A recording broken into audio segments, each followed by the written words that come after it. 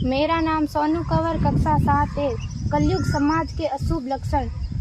कुटुंब कम हुआ, संबंध कम हुआ, प्रेम कम हुआ, मर्यादा कम हुई, लाज लज्जा कम हुई, विनम्रता कम हुई, समर्पण कम हुए, पुस्तक वाचन कम हुआ, खान पान की शुद्धता कम हुई, बाल कम हुए, कपड़े कम हुए, नींद कम हुई, घी मक्खन कम हुआ, पीतल तांबे के बर्तन कम हुए, भाई भाई का प्रेम कम हुआ, सत्य कम हुआ, अतिथि कम हुए, धैर्य कम हुआ, श्रद्धा और विश्वास कम हुआ, बड़ों का सम्मान कम हुआ और भी बहुत कुछ कम हुआ जिससे जीवन सहज था, सरल था। संतान को दोष न दे।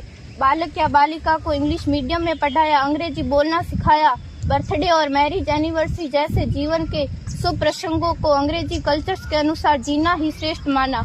माता पिता को मम्मी डैड कहना सिखाया। जब अंग्रेजी कल्चर से परिपूर्ण बालक या बालिका बड़ा होकर आपको समय नहीं देता, आपकी भावनाओं को नहीं समझता, आपको तुच्छ मानकर आपसे जुबान लड़ाता, जब आपको बच्चे में कोई संस्कार नजर नहीं आता, तब घर के वातावरण को गमगीन किए बिना, संतान को दोष दिए बिना एकांत में जाकर रो लीजिएगा, क्योंकि पुत्र या पुत्री की पहली वर्षगांठ से ही भारतीय संस्कारों के बजाय, मंदिर जाने के बजाय केक कैसे काटा जाता है, यह सिखाने वाले आप और अम्मी है। जब बच्चा पहली बार घर से बाहर निकलता है तो प्रणाम और आशीर्वाद के बदले बाय बाय कहना सिखाने वाले आप और अम्मी है। हम परीक्षा देने जाते समय इष्ट देव बड़ों के पैर छूने के बदले बेस्ट ऑफ लक कहकर परीक्षा भवन तक छोड़ने वाले आप और अम्मी है।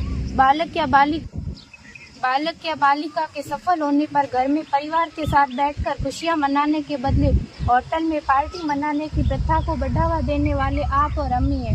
बालक या बालिका के विवाह के पश्चात कुल देवता देव दर्शन भेजने से पहले हनीमून के लिए फॉरेन टूरिस्ट स्पॉट भेजने की तैयारी करने वाले आप और अम्मी है।